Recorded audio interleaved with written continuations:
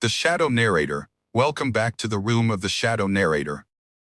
Tonight, let us talk about a mask. Not one made of plastic or leather, but a mask woven from pure, fragile innocence. Years ago, during a trial that froze the blood of New England, a heartbroken sister stood before a jury. Her voice cracked, her fingers gripping the wooden rail as she begged for her brother's life. She looked the judge in the eye and said, "My brother Arthur was a gentle soul. He was the kind of boy who, if a spider crawled near his bed, would burst into tears. He wouldn't step on it. He would call me into the room, whispering, begging me to carry it safely to the garden. How could a boy who wouldn't hurt a spider shatter 3 lives? That boy was Arthur Pendelton. He was 19. Overweight, socially detached, and plagued by a severe stutter, Arthur was the invisible shadow in the school hallways. He was the textbook victim of cruelty. Classmates poured soda into his backpack, locked him in dark utility closets, and laughed at his misery. Arthur never fought back. He never screamed. He just trembled, swallowed the humiliation, and sank deeper into his own quiet world. He was terrified of conflict. But humanity often forgets one dangerous truth: when you compress a spring too hard, for too long, its eventual release is catastrophic. Exactly 1 year after his sister's desperate plea, those hands, the ones too gentle to kill a spider, lifted a heavy, rusted iron crowbar. In the dead of a cold October night, inside a beautiful colonial house in the isolated town of Blackwood, Arthur delivered silent, devastating blows, crushing the skulls of the only people who had ever shown him mercy. And the horror didn't stop with the blood. After turning that home into a slaughterhouse, Arthur didn't flee. He didn't panic. He locked the doors, turned the thermostat down to a freezing chill, and lived with the corpses for 4 days. He cooked their meals, slept on their velvet couch, and played video games while the shadows of his actions rotted in the next room. How does a broken lamb turn into a calculating demon? Let's pull back the curtain and look into the pitch-black mind of Arthur Pendelton. Part 2, The Virtual Phantasm and Chloe's Call. The Shadow Narrator. When reality becomes a living hell, the human mind builds a fortress somewhere else. For Arthur, that fortress was the dark web and underground forums. Online, Arthur drowned his stutter and his shame. He adopted a new identity, Phantasm.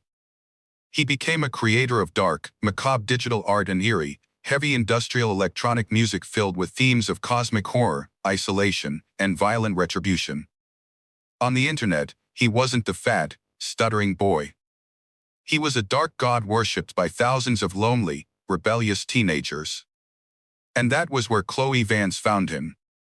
Chloe was 17. A brilliant, pastel-haired artist with a sharp wit, she was the daughter of Blackwood's elite. Her mother, Dr. Helen Vance, was a renowned forensic psychologist, and her father, Thomas Vance, was the town's beloved parish pastor. Chloe was infatuated by the mystery of Phantasm. She showered his inbox with poetic messages, calling him her brilliant, twisted soulmate. She wrote, "The people in this town are plastic, Phantasm. You are the only real thing in my life. I need to see you." Imagine the psychological intoxication for Arthur. A boy who had been treated like radioactive waste his entire life was suddenly put on a pedestal by a beautiful, wealthy girl. Chloe wasn't just a crush, she was his oxygen. She was the singular proof that he deserved to exist. He invested every ounce of his fragile sanity into her. Arthur spent his life savings on a bus ticket to Blackwood. He packed his finest clothes, believing he was finally walking out of his nightmare and into a love story. When he arrived, the Vance family treated him with saintly grace. Dr. Helen Vance and Pastor Thomas did not recoil at his awkwardness or his strange demeanor. They welcomed him into their guest room, fed him, and even allowed Chloe's best friend, Maya Lynn, to join them for a weekend trip to a digital arts convention. They gave him shelter because they loved their daughter. But sometimes, blind kindness opens the door for a predator.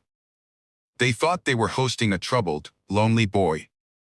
They had no idea they had just invited a ticking psychological bomb into their home. Part 3, The Sour Reality and the Night of Cold Iron. The shadow narrator, but digital fantasies are fragile things. They rarely survive the brutal weight of physical reality.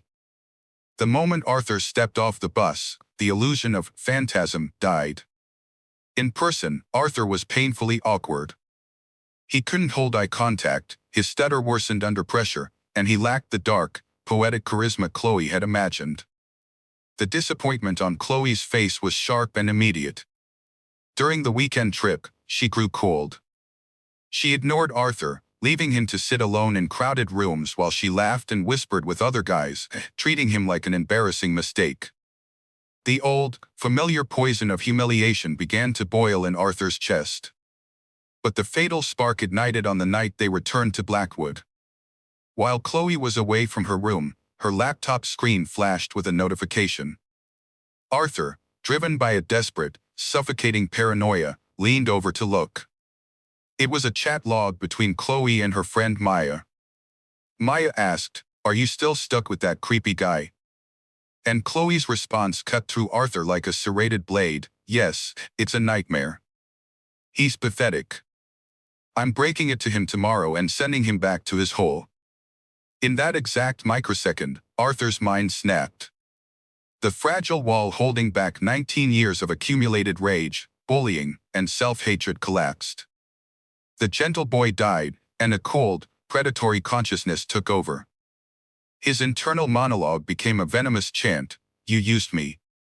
You made me a joke. If I am condemned to live in hell, I will make sure none of you ever leave it." Midnight, October 16th. The Vance residence was enveloped in the suffocating silence of a New England autumn. Dr. Helen, Chloe, and Maya were asleep, exhausted from the travel. Arthur walked out to the garage. His hand wrapped around a heavy, 20-inch iron crowbar. He entered Chloe's room. The moonlight painted her face in shades of pale silver. Did he hesitate? Did he remember the spider? No. Empathy had left the building. He raised the iron bar and brought it down with sickening velocity. One strike. Then another. Maya, sleeping on the adjacent mattress, barely had time to open her eyes before the iron silenced her forever. Arthur then walked down the hallway, entering the master bedroom, and ended Dr. Helen Vance before she could even process the shadow looming over her bed. Because he used a blunt weapon, there were no gunshot reports. The house was isolated by dense woods. The entire massacre happened in an agonizing, heavy silence. The next morning, Pastor Thomas Vance returned home from an early morning service, carrying a bag of fresh pastries. He called out for his family, entirely unaware. He trusted Arthur. He thought Arthur was just a harmless, shy boy. That trust was his death warrant. As Thomas stepped into the kitchen, Arthur ambushed him from behind, the iron bar ending the final member of the household. For lives gone in the dark. Part 4, The 4-Day Charade and the Setlist Trick. The shadow narrator, a normal killer panics. A normal killer runs. But Arthur was no longer normal, he was functioning under a twisted, psychopathic calm.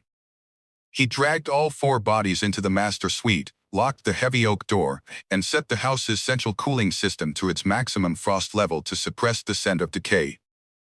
He stayed in that house for 96 hours. And during this time, he played a high-stakes psychological game with the local police. Maya's mother, frantic because her daughter wasn't answering her calls, requested a welfare check from the Blackwood Police Department. 2 officers arrived at the front door. Arthur opened it. Now, many of you might wonder, how on earth did the police knock on that door and smell absolutely nothing? Was it pure negligence? No. Arthur had executed a terrifyingly clever setup. First, Blackwood was plunging into the freezing depths of a New England October. By setting the house's cooling system to its lowest, sub-zero limits, he effectively turned the sealed master bedroom into a makeshift morgue, drastically slowing down biological decomposition and preventing gas accumulation during those first 48 hours. Second, the bodies were sealed behind a heavy oak door with damp towels stuffed into every frame crack. And right before opening the front door, Arthur had lit every single heavy-scented candle in Chloe's collection and heavily sprayed the foyer with concentrated disinfectant. When the officers stood out on that windy porch, their senses were completely overwhelmed by the thick, sweet artificial perfume of vanilla and lavender. All they saw was a shy, stuttering teenager politely greeting them. He told the officers, "Oh, Chloe and Maya went to a drive-in theater in the next county. Mrs. Vance and the pastor went with them. I'm just watching the house." The officers smiled, thanked him, and left. Without a warrant, they had no right to cross the threshold. But Arthur knew they would return. So, he made a master move. He picked up the house phone and called 911 himself. In a trembling, terrified voice, he reported, "Help me, please. I'm house-sitting at the Vance residence. I think I hear someone trying to break into the back shed. I'm scared."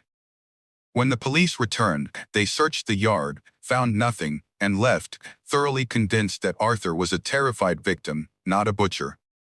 After all, what killer invites the police to the porch of his crime scene? But nature always wins against deception. By the fourth day, the microscopic molecules of death had saturated the fabric of Arthur's clothes. He packed his things, stole Pastor Thomas's keys, and took their sedan to flee. But Arthur didn't know how to drive. A few miles outside of town, he lost control and slid into a deep, muddy ditch. A local tow truck driver arrived to pull the car out. The driver later told detectives, "The kid got into my front seat, and immediately, this wave of pure, toxic rot hit my throat. I had to roll the windows down and dry heave. It smelled like something had died inside his skin." When the driver pointed at the dark, dried crimson stains on Arthur's cuff, Arthur simply offered a slow, vacant smile and whispered, "Just red paint from Chloe's studio." He was completely blind to the fact that the invisible scent of his sins had already condemned him. Part 5, The Phantasm Smile. The shadow narrator, Arthur made it to a local bus depot, intending to disappear back into the vastness of the country. But the shadows catch up. Back in Blackwood, an anonymous tip had entered the precinct. A user on Arthur's forum reported that Phantasm had just posted a cryptic digital art piece titled The Blackwood Collection, depicting 4 crushed skulls. The police breached the Vance home. The nightmare inside shook the town to its very core. A statewide manhunt was launched. Within 2 hours, state troopers surrounded a bus at a rest stop. They found Arthur sitting in the back row, staring blankly out the window, reeking of decay, the rusted iron bars still hidden in his duffel bag. He surrendered without a word. The true climax of this nightmare occurred when Arthur was led out of the courthouse after his arraignment. Dozens of cameras and flashing lights blinded the night. Reporters screamed, "Arthur! Why did you do it? They helped you. Why?" Did the bullied boy cry? Did he hide his face? No. Before the cameras of the entire nation, Arthur Pendelton slowly raised his head. He looked directly into the lenses, his lips curling into a slow, jagged, arrogant smirk. The stutter was entirely gone as he spoke 5 words that echoed through the nightmares of New England. The spider wanted them dead. Arthur was handed 4 consecutive life sentences without the possibility of parole, locking him away in a maximum security asylum, ending the legend of the Blackwood Massacre. It teaches us a devastating lesson, my friends. Weakness is not the same as goodness. Sometimes, a person doesn't refrain from killing a spider because they love life. They do it because they are too terrified of their own shadow. But when that shadow is fed with enough hatred, and when fate gives it a weapon, the explosion will consume everyone in its path. Thank you for listening tonight in the room of the shadow narrator. Tell me in the comments, do you think Arthur was a creation of a cruel world, or was the Phantasm always waiting for his chance to strike? Put on your headphones, keep a sharp mind, and I will see you in the next Files of Darkness. Goodbye, and good night.